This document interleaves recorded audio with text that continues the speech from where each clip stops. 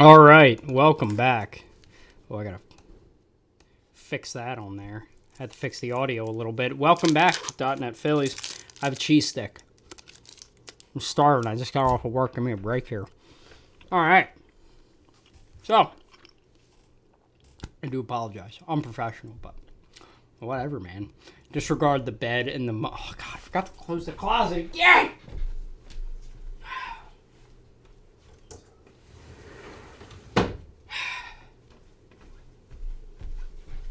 Things I freaking do, man. Things I do. All right. Anyway, welcome back. Welcome back down that field. I mean, come on. It kind of like, shout out to Ashlyn. She just got back from vacation. Got me this nice little crew neck. Alaska, catch a can. Pretty freaking cool. So, in today's episode, we got headlines. We're going to go over the Marlins series. We have Matt's Dude of the Week. We also have another edition of the Minor League Digest, as long as with John's Hot Takes. That's going to be a long one. And wrapping up with the series preview against the New York Metropolitans. But in personal news, that's such a good, like, cheese sticks are, like, so good. Like, Personal news, Ashlyn was on vacation. The reason this episode is coming out now. Ashlyn was on vacation with her family for a little while. And I saw her yesterday. Like, I drove down there and saw her yesterday. So that's why this episode's coming out now. And I worked all day today. So that's why I'm eating a cheese stick while I'm recording. Because I'm a little hungry, truth be told. And I also have a raspberry Snapple. Snapple fact. There's a town called Big Ugly, West Virginia. There you go. It's where everybody watching right now is from. Big Ugly. Any users to headlines. So we have Kyle Schwarber and JT Realmuto are a little banged up right now. Schwarber with the back, JT with the knee. We saw today JT wasn't in the lineup for a second straight day, so the knee must be bad because JT plays through a lot of injuries. So the knee must be pretty bad if he has not caught in back-to-back games. And with Schwarber, kind of the same deal. Like, he's always out there. He's primarily a DH, and I understand they're being precautious because you're already down Trey. And, you know, you don't want to have to be down JT and Kyle as well because, let's be honest, Whit Merrifield is not nearly as good as a leadoff hitter than Kyle Schwarber is, and we know what JT has been doing at the two-hole spot, which in Trey's absence, hitting well over I think he's hitting like 407 from the two-hole since Trey went down, so elite-level production from JT Realmuto in the two-hole spot. And right now it's a bit of a chasm because you're moving... I think the lineup today was Merrifield, Bohm, Harper, and, you know, you're moving Bohm from a place of strength in the 4-hole and moving him to the 2-hole. I mean, a spot that Bohm has produced in the past, but now you're on your third guy in the 2-hole in Trey's absence with his injury, and, you know, it's not good to see. And we've seen Merrifield bat leadoff in Schwarber's absence, and we're missing those two bats dearly. You know, Sosa has been playing very well since being called upon to be an everyday starter. Merrifield has been fine. Pache had an amazing weekend against Miami. So it kind of gives guys a chance to kind of get a day off their feet.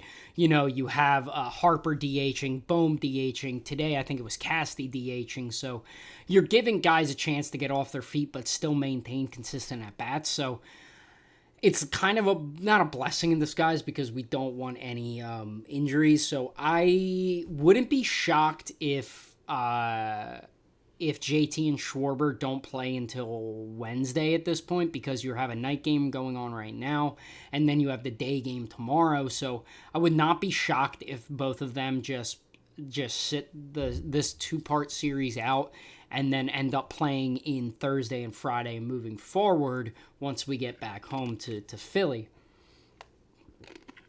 Bryce Harper had a bit of a back issue thing.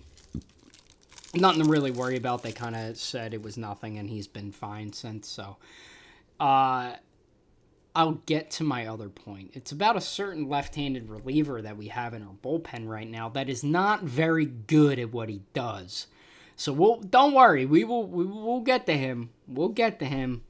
Now looking at the Marlins series, Bryson Stott has been on another level recently. Let me see, base. Like, he's hitting like 285 all of a sudden out of kind of like nowhere. I'm trying to get his like stats here.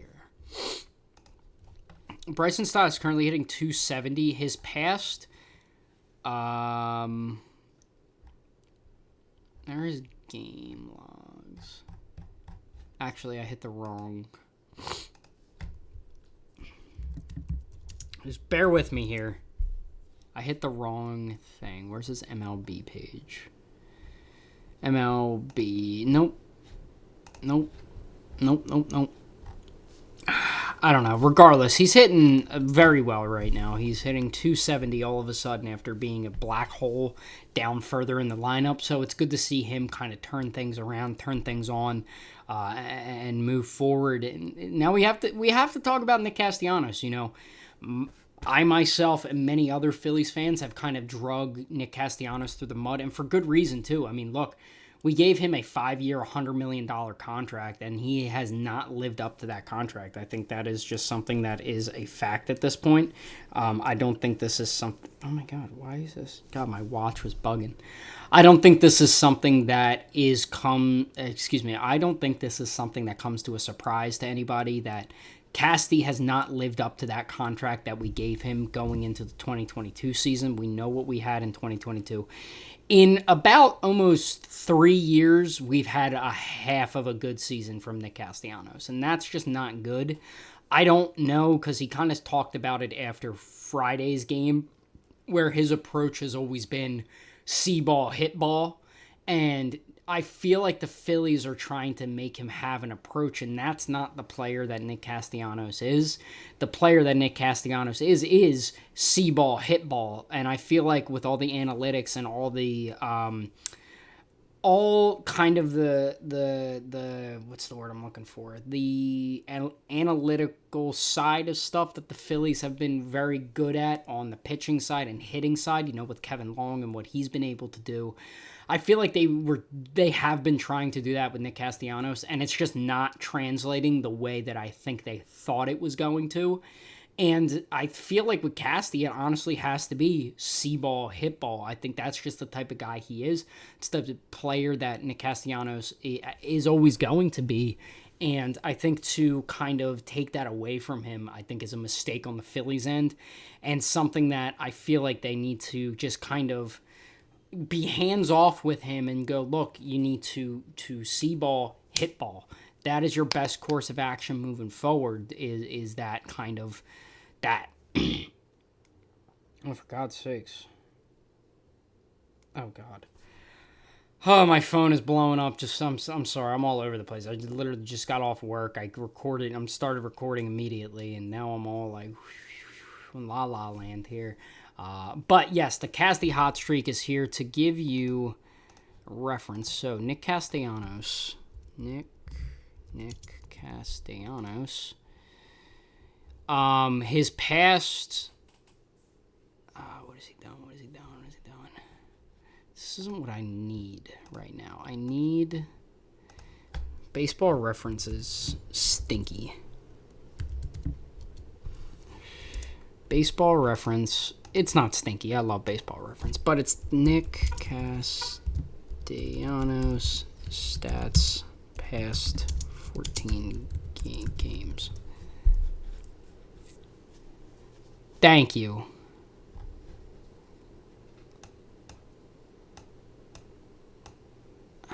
God dang it. Last. Okay.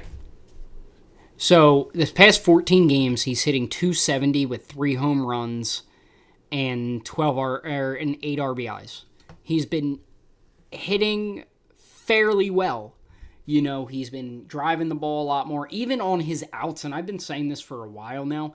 Even on Nick Castellanos' outs, he's still making hard contact. Like, Friday's game, he easily could have gone 3 for 4 with maybe a home run, a double, and a single.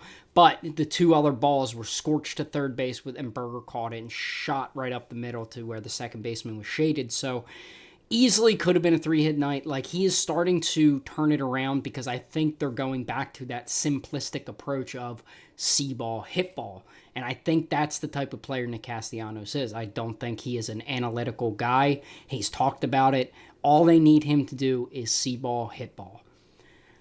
Looking at guys who are seeing the ball and hitting the ball, I mean, Pache and Rojas had one hell of a series. Pache had, I think, like 5 hits in the series. He played extremely well because Marsh was sitting until Game 3, and Marsh has been struggling recently as well, and we'll get to that in a minute. But Christian Pache, I mean, you got to give him credit here. Oh, God damn it. I spelled it wrong. You got to give Christian Pache and Johan Rojas their flowers. I mean, every time we see this AAA lineup rolled out where it's all righties, especially when you're going up against a left-hander, we always get the backlash of, oh my God, they're doing this to Marsh and Stott again, and blah, blah, blah, blah, blah. Like, how can they keep doing this? And I get it. I understand it because I'm one of those people. I think Brandon Marsh and Bryson Stott are everyday players. I don't care who's on the mound. The argument is they need to get better against lefties. Hey, idiot, how do you get better against lefties? You play them against lefties instead of hiding them like we have been these past couple years. Like, what are we doing? But anyway, Pache stepped in, played extremely well, had a few hits. And Rojas, I mean, he had a home run. He had 3 hits on Saturday. I think it was Saturday, wasn't it? The home run and everything. I think, yeah, Saturday. He looked good, man. Like, he's been playing well, and I've been saying it for a while. Like Johan Rojas is finally kind of looking more like a major league hitter, and that was the big knock against him at the beginning of the year is he was getting overmatched, working 3-4 pitch at-bats, striking out a ton, he looked overwhelmed for the competition that he was going against, and now we see that he has taken a much better approach. He's working good at-bats. Even as his outs are allowed, he's not striking out nearly as much. He looks like a competent...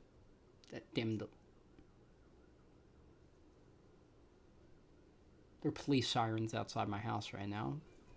This light is flickering. Everything. The walls are coming down.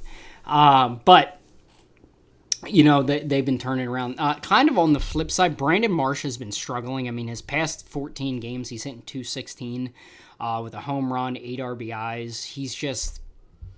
He just looks a little outmatched right now, and I knew the hot streak that he got out to at the beginning of the year wasn't going to be sustainable. And, you know, I'm not knocking that. You know, it happens with every major league player. That's just the ebbs and flows of being a major league baseball player is you're going to have highs and you're going to have lows. But the most important thing is that you just got to keep pushing on. You got to just push through, and that's all that Brandon Marsh is going to do. Now we got to talk about my favorite player right now. I wish this was zero sugar. I forgot to pick up the zero sugar kind, so this is sugar, which I not a particular fan of. I don't like sugary drinks. I mean, that's why I was fat in high school.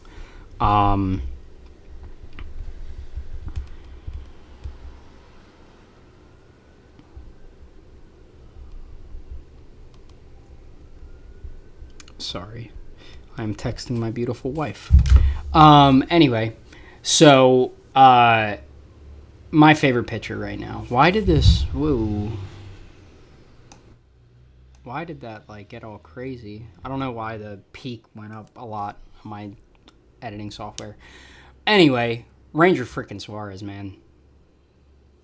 I mean, like, what else is there to say? Why does this keep, like, going crazy right now? I don't know why my audio is being like weird right now, but Ranger freaking Suarez, man, what more can you say about him? I mean, he has been the best pitcher on the Phillies rotation.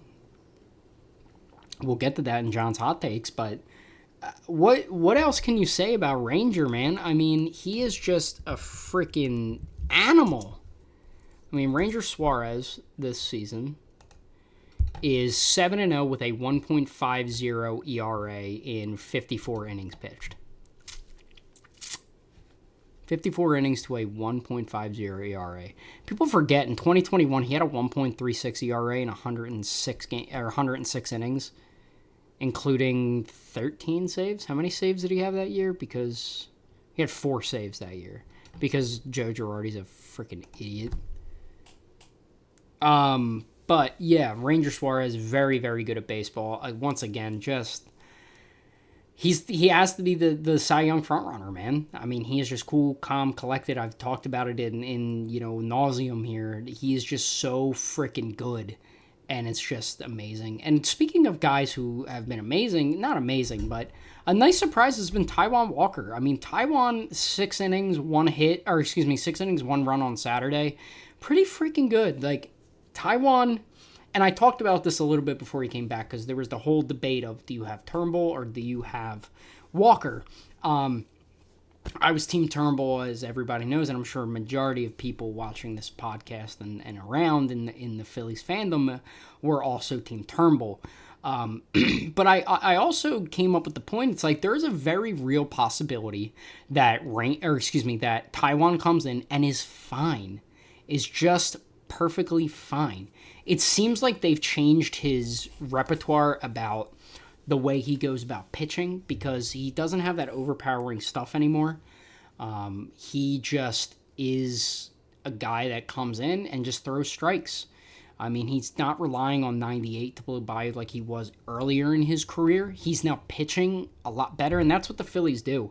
The Phillies don't have flamethrowers that just throw hard. Yes, they have guys who throw hard. Hoffman, Alvarado, Soto, Wheeler, even Nola can get up there. But they have pitchers. They have guys who can get outs without relying on power. And it seems like they've tweaked something with Taijuan where they're focusing more on pitching. And I know that sounds like a stupid thing to say, but it makes sense. It does. Trust me. It reminds me a lot of this is going to be a crazy comp because one is a potential Hall of Famer and one isn't. Kind of what happened with CC Sabathia towards the end. CC Sabathia was a guy throughout the majority of his career was a power pitcher, relied on high velocity to get outs. And as soon as that velocity diminished, he kind of had to turn towards pitching. Like not just power over power over power, just pitching. And it kind of reminds me of that a lot. I mean, everybody kind of knows that Taijuan's arm is just shot at this point, but he has pitched very well. I mean, pitched very well against the Marlins again. We're going to see him against the Mets at home, so we'll see how he does there. I mean, he's been good. He's been fine. He's been exactly what you want out of your number 5, because let's be honest, he's a number 5.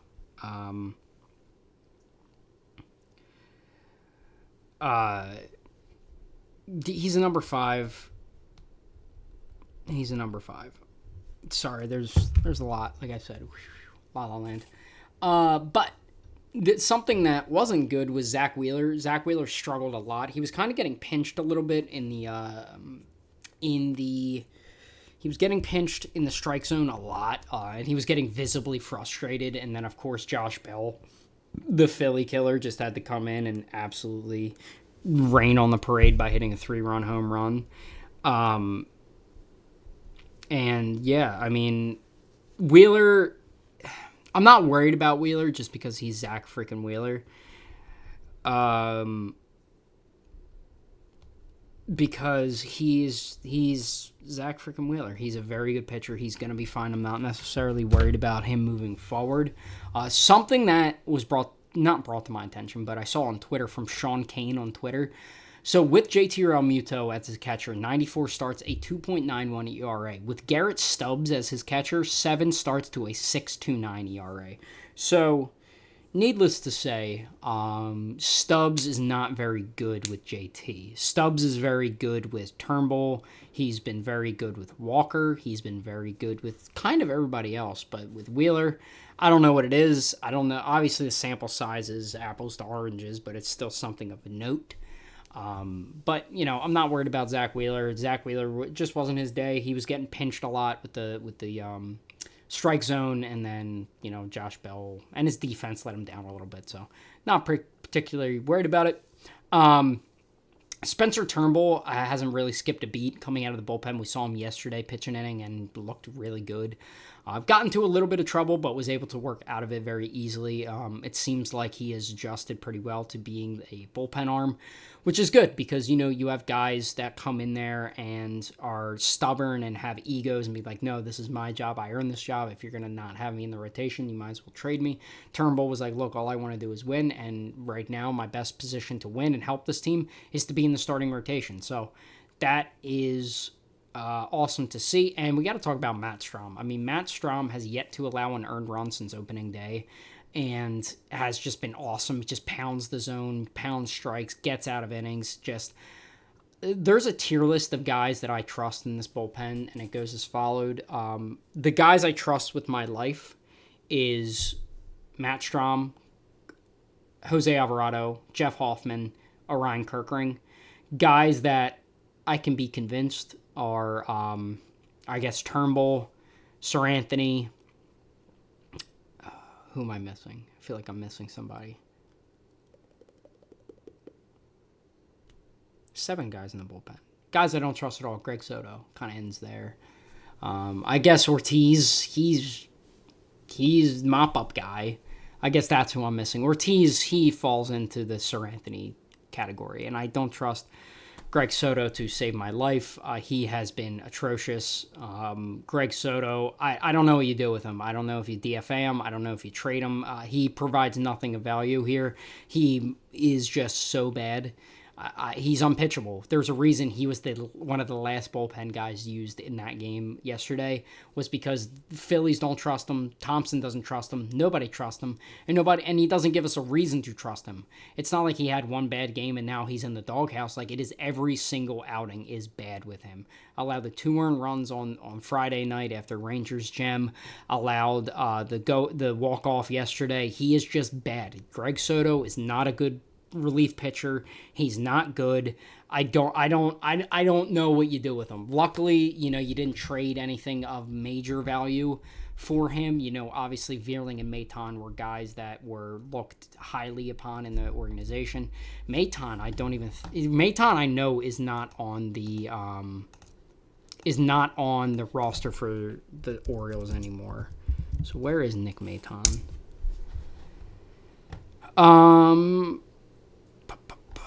Nick Maton is in the Orioles organization. He was traded to the Baltimore Orioles in exchange for cash. He was optioned to AAA. He was DFA'd March 26. He cleared waivers and was sent outright to AAA Norfolk for the Baltimore Orioles. So Nick Maton currently in the Baltimore Orioles organization. So you didn't trade anything of innate value. I mean, Matt Vierling's been very good for the Tigers. Let me see. What is Matt Vierling? Matt Vierling hitting 270 in 36 games, hitting 270 with a 709 OPS, 3 home runs. Has been pretty good, pretty solid for the Tigers. A guy that I thought highly of, Matt Vierling, and So, I mean, you really traded Matt Vierling for Greg Soto and Cody Clemens, and right now it's looking like Cody Clemens was the better one of the package, but who am I to say? And can we please, for the love of God, in the baseball media, can we please stop with the easy schedule crap? Like, the Phillies picked and the thing is, it's like, good teams are supposed to beat bad teams. That's how this works here when you have a good baseball organization like the Phillies do right now. So can we please get off your high horse being like, well, they haven't played anybody. No, blah, blah, blah, blah, blah. They have faced some of the toughest pitchers in baseball and made them their bitch. So can we please stop with the easy schedule crap for the Phillies? They are playing the games. They are winning the games they are supposed to win. Period. End of story. Thanks. Thanks for that. But all right, so that's kind of the Marlins series overview. I mean, they won 2 out of 3. Should have been a sweep. They worked some pretty bad at bats late in the game yesterday, but what are you gonna do? Oh, and a happy Mother's Day to all the mothers out there. Late Mother's Day. Happy Mother's Day to you all. All right. So, make sure Ash has been... Okay. Any Hoosers. Moving on to Matt's Dude of the Week. For those of you unfamiliar, Matt Saporsky, friend of the program, was a recurring guest, and now gives me a guy every single episode because who doesn't love talking about dudes? Pause. Who doesn't love talking about... What baseball fan doesn't like to reminisce about just dudes? Just random dudes. My Dude of the Week, Matt's Dude of the Week... Former Philly Greg Dobbs. Now, Greg Dobbs, this was his quote, most elite bench bat of all time. Greg freaking Dobbs, ladies and gentlemen.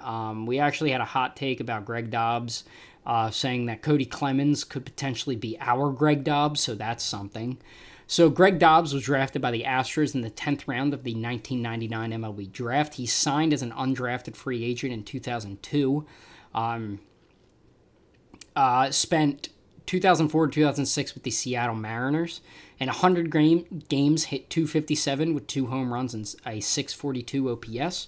He was then DFA'd and released and picked up off waivers by the Phillies. He was a crucial part in the 2008 World Series run. Spent 2007 to 2010 with the Phillies in 455 games, hit .261 with 29 home runs and a .737 OPS, so pretty freaking good to be that. Then, after leaving the Phillies, signed a minor league deal with the Marlins. Spent 2011 to 2014 with the Marlins. In 383 games, hit .264 with 15 home runs and a .669 OPS. And then after the Marlins, signed a minor league deal with the Nationals. In only 21 games, hit .214 with a .483 OPS.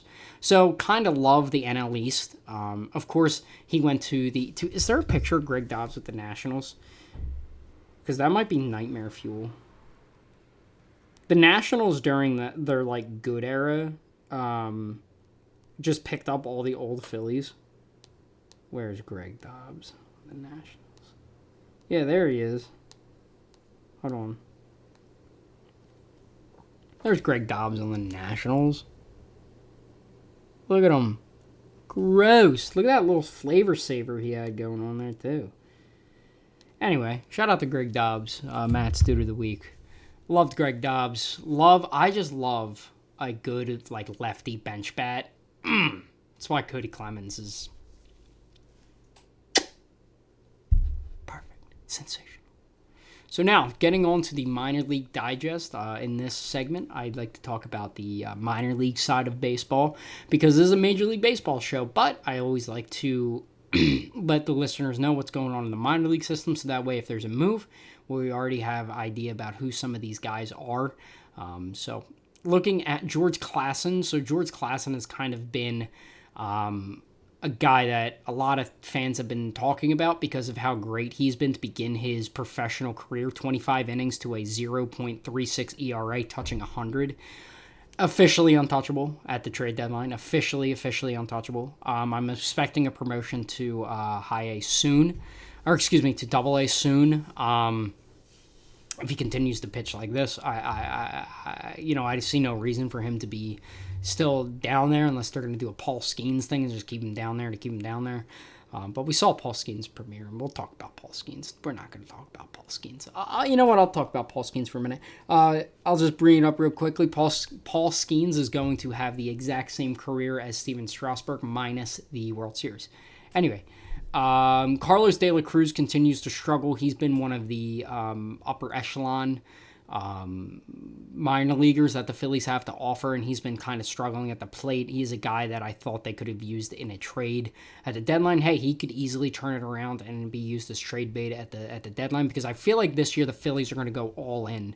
They are going to go all in on this roster. I mean, they already have by signing Turner and Wheeler and Nola and blah, blah, blah, blah, blah. But I'm saying at the deadline, the past two deadlines when they've been competitive, I mean, you traded in 2021 for Kyle Gibson and Ian Kennedy, and we know what Kyle Gibson did for you in 22. And then at the 2022 deadline, you traded for Noah Syndergaard and Brandon Marsh, which was a very good deadline. But then last year, Michael Lorenzen and Rodolfo Castro. I mean, Rodolfo Castro has been terrible.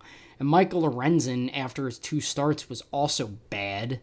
Obviously he has a no-hitter, and that's a classic Phillies thing. And I always look back on the Kerkering game in the NLCS where Michael Lorenzen should have been pitching instead of Orion Kerkering, and then it came to bite us later, but what do I know? So I expect the Phillies to use like Carlos De La Cruz in a trade along. I wouldn't be shocked if Mick Abel is moved, for a certain righty reliever on the Oakland A's. But we'll see. Tyler McKay, a guy I spoke about fairly recently, has been demoted from AAA to AA. He's been struggling mightily, and I really thought this was going to be a guy that kind of rose through, like kind of like Kerkering, where it's like, where did he come from? We've had this guy the whole time. No, he got shelled and has been getting shelled the past few outings, so he's been demoted from AAA to AA. Now, a name that the Phillies just acquired, they claimed off waivers from the Cincinnati Reds, was Tyler Gilbert. And if that name sounds familiar, in his first major league start in 2021, he threw a no-hitter for the Arizona Diamondbacks. He's 3 years removed from having a 3.15 ERA in 40 innings. I mean, since then, it's not been very good for Tyler Gilbert. Let me see what he's dealing with. So Tyler Gilbert in 2022 in 34 innings had a 5.24 ERA, and in 2023 in 11 starts, in 11 games, 17 and a third to a 5.19 ERA. So it hasn't necessarily been great for Tyler Gilbert. Oh, that's interesting. That's a full circle moment. I didn't even realize this. So the Phillies actually select... Is that right? Hold on. That is insane. What a full circle moment here. I'm discovering this for the first time. The Phillies actually drafted Tyler Gilbert in the 6th round of the 2015 MLB draft. He was in High A, began the 2018 season in Double A, he was actually in Triple A, returned to Lehigh in 2019. Oh, he was traded. Okay, this is a full circle moment for me. I didn't realize that he was in the Phillies organization and got all the way to AAA. He was traded to the LA Dodgers for Kyle Garlick. Kyle Garlick, who's that, you may ask? He's currently on the Diamondbacks. He was with the Phillies in 2020 and sucked. But the 2020 went to the Diamondbacks, then made his debut, threw a no-hitter, and then he was traded to the Phillies. Then signed a minor league deal with the Reds. In 7 games, 3 starts for them in AAA, had a 13.11 ERA, then traded to the Phillies, back to the Phillies. I legitimately had no idea that Tyler Gilbert was a Philly and was all the way in AAA. Oh, that was like a full circle moment. Like, what? But he is named to look out for, a guy that could probably start now if need be. He has a 4-seam fastball, curveball, sinker, and a cutter, which is, Caleb Cotham and his cutters. Guy loves cutters. So that's a name to look out for. Now, this is going to be a great segment here. Let me just clear my calendar here. Let me check. How we done? Okay. Coming back. Oh, of course. Of course Greg Soto gave up a run. Of course he did. Because, you know why? Because he sucks. He's just not good at pitching. He's just not good. So, I had a meeting with John today to go over some stuff, and we got to the hot takes. This might be my favorite edition of this segment here of John's hot takes. So, hot take number 1, and I don't know why this is peaking all of a sudden again, because I keep editing it. Oh, God. Number 1. All streaming services should be gone. There should be one platform to stream everything. I like that idea, but you want to know why that can't work? Because that is what we call a monopoly, and not everybody will be along with it. So I like the idea, I certainly do, because you have to buy so much. You have HBO, Disney Plus, Hulu, Netflix, Prime Video, Tubi, YouTube TV. I'm sure there's one of them. Discovery Plus. I'm pretty sure that's with HBO now, because everything's like combining now. So it's almost ultimately going to get to the point where everything is one platform to stream everything. But yes, I agree with you, John, but monopoly. Ranger Suarez is a better pitcher right now than Zach Wheeler, maybe even going forward. I don't disagree, and kind of to rope it in Game 7 of the World Series, I would want Ranger over everybody else. I 100% completely agree with that. Ranger, nothing bothers him. Nothing gets under his skin. He is cool, calm, collected. The stage is never too big for him. I love Ranger Suarez. And even, like, for example, when you look at what Zach Wheeler did yesterday, he was getting pinched in the zone, left a lot of balls over the plate. If Ranger isn't getting the corner, he's never leaving stuff over the middle of the plate. He's working around it. That's not a knock on Zach Wheeler. I think Zach Wheeler is the best pitcher in baseball right now. But Ranger is right there with him. I think it's a conversation. I don't think it's just immediately like, pfft. No. I think it is a conversation, to be honest with you. But yeah. So now, this is where it's gonna get good. So John and I were looking at some of the City Connects. We had Cleveland debut their City Connects. We also had the leak of the Dodgers City Connects, the second City Connects, because of course the Dodgers get two. John said in 2025 they should reset all the City Connect uniforms and kind of do it again. Like, the thing is with with these new iterations of the City Connects, I feel like they're too corporate. You know, when the Marlins came out with theirs, and the Rockies came out with theirs, and the Nationals, like, it was City Connect, like it connected to the city. And I feel like a lot of these are not connecting to the city. I feel like they're just like CLE, New York, Philly, just like across there. Like, for example, when you look at the Mets, let me pull up the New York Mets City Connect. So when you look at the Mets City Connect here, look at it right there. There's freaking, that's Pete Alonso, freaking dork.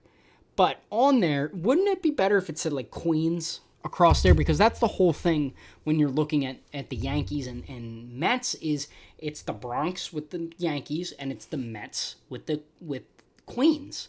Like, it should be something like that. With the Phillies, maybe the Fightins across there, it connects to the city. Now, and with Cleveland, maybe like the Land, or you saw it a little bit with Detroit's City Connect, Motor City across. That's cool.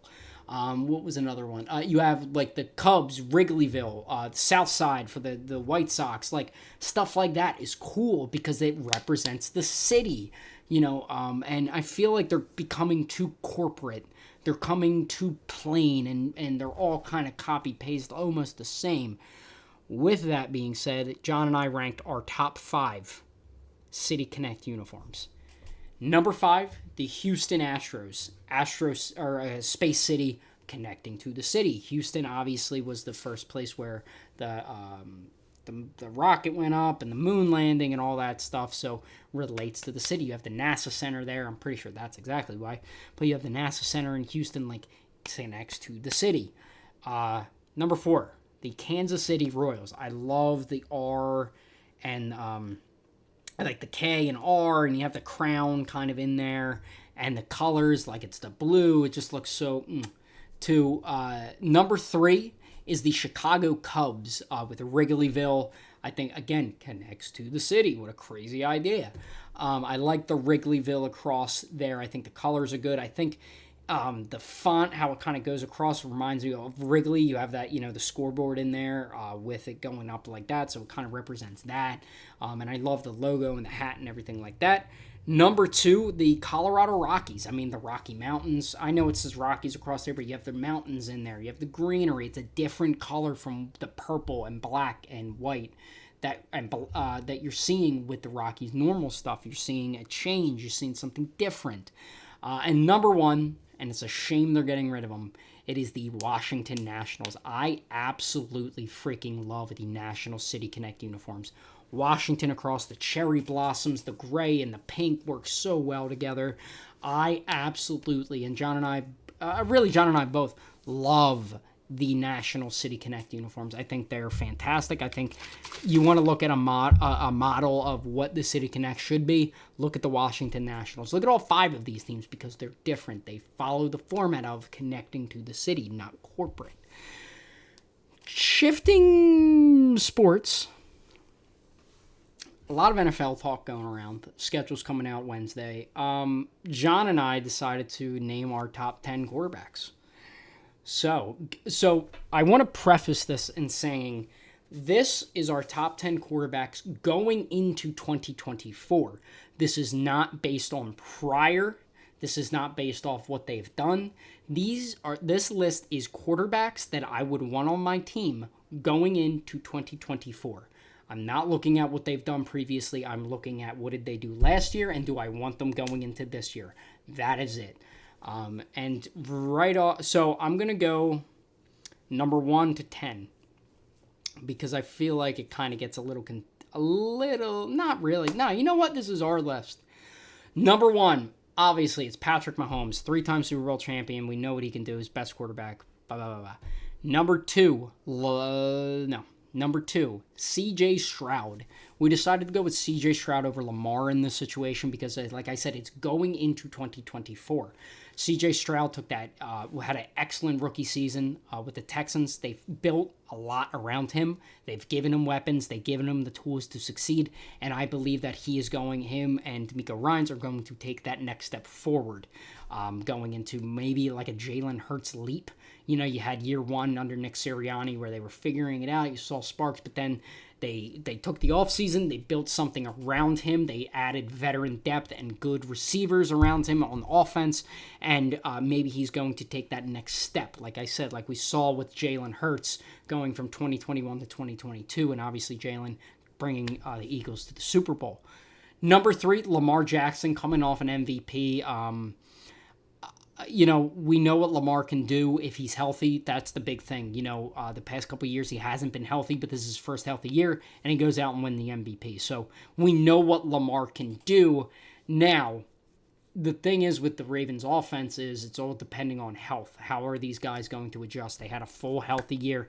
You lost Mark Andrews a little bit at the end there, but how are they going to handle health-wise? That remains to be seen. Number 4, I have Jalen Hurts. I mean, Jalen Hurts, despite having an atrocious offensive coordinator in Brian Johnson last year, continued to look really good with the weapons he had, and we know what he has on offense. I mean, on offense, he has the best offensive line in football. Now you add Saquon Barkley to that Eagles offense, in addition with A.J. Brown, Dallas Goedert, Devontae Smith. Kind of a toss-up who your wide receiver 3 is going to be, but they have guys in there. You have options. I mean, Jalen Hurts, he's going to be fine. You have a very good offensive coordinator in Kellen Moore. We know what Nick Sirianni can do. So Jalen Hurts, number 4. Joe Burrow is our 5th best quarterback. It's really health with Joe Burrow. How is he going to come back from an injury, from another bad injury? I still think Joe Burrow has the potential to be better than Hurts, Lamar, and C.J. Stroud as number 2. But for right now, going into 2024, Joe Burrow sits at number 5. Number 6 is Josh Allen. I mean, Josh Allen, I can't really blame him, but, and I said this before, and I don't think it's much of a hot take. Josh Allen is Carson Wentz, a guy who does risky stuff, throws the ball, has a cannon of an arm. We know what he can do on the ground as well, but who is he throwing to? Dawson Knox? That's the only guy I can think of on offense. They traded Stephon Diggs to the Texans. They got rid of a bunch of guys. They haven't drafted receivers. Like, who is Josh Allen throwing to? I don't know. I mean, Sean McDermott, he was kind of on the hot seat last year, and then they got hot at the end there. So I wouldn't be shocked if Sean McDermott is fired midway through this year, and we kind of maybe see a meltdown of the Bills. I really don't know. I don't know what the Bills are. Number 6, right? 7, 7, 8, 9, 10. Yeah, number 7 is Jared Goff. Jared Goff, great first name. But Jared Goff just got paid actually today. Got a fat contract with the Lions, but he has been excellent for Detroit and Dan Campbell in 2022 and 2023. Like, he has taken that next step forward and being that and has been that guy. I mean, obviously he's been to a Super Bowl. He just made it to the NFC Championship game this past year with the Lions. We know what he can do. He was the first overall pick for a reason, but he's really elevated his game and the weapons he has on offense too. He has an excellent offensive line, has Amon-Ra St. Brown, who I think is one of the most underrated wide receivers in the league. He got paid this offseason as well. You have Sam Laporta. You have just a bunch of weapons. You have, God, what's the running back's name? Drafted him. Oh, God, that's going to kill me. I had him on fantasy too. Oh, I forget the running back's name. But no. Oh, I forget. That's going to bother me, but regardless, very good offense. Number 8, you have Dak Prescott, and I know, Eagles fan, Cowboys. Got to give Dak Prescott his credit there. He had a hell of a season last year, finished top 3 in the MVP voting, and is probably going to continue to just be very, very good. Number 9, Jordan Love. Jordan Love, I expect to be higher on this list, but he had his rookie year. I use that term very loosely. His first year starting full time, and he played very well. I mean, kicked the hell out of the Cowboys in the playoffs. Has a young core there. You have an excellent head coach there. So Jordan Love, very good. Number 10 is a little controversial. I have Kyler Murray as the 10th best quarterback in the league, and now let me tell you why. Kyler Murray has never really had a true wide receiver 1 when he's been with Arizona. They draft Marvin Harrison this year. You have a true wide receiver 1. You have a fine coach in Jonathan Gannon. You have the tools to really make this push forward going into this season. So Kyler, very good. So that was talking football. I hope you enjoyed. Now looking at the series preview against the New York Mets. So what I'm going to do, they play 2 away and 2 at home. So I'm going to record on Thursday night. Because no sense in doing 2 and 2. So they have Sanchez against Minaya, Nola against Buto, and Ranger and Walker. They haven't announced starters for the Mets yet. Take care of business. They're losing right now. They're probably going to lose tonight, but just take care of business. You know what you guys have to do, and they're going to do it because this is what this team does. Is just they take care of business, and it's awesome. But that's going to do it for me. Thank you guys so much for listening. If you guys like what you saw, go ahead, subscribe, follow all socials down below, and I will see you guys in the next one.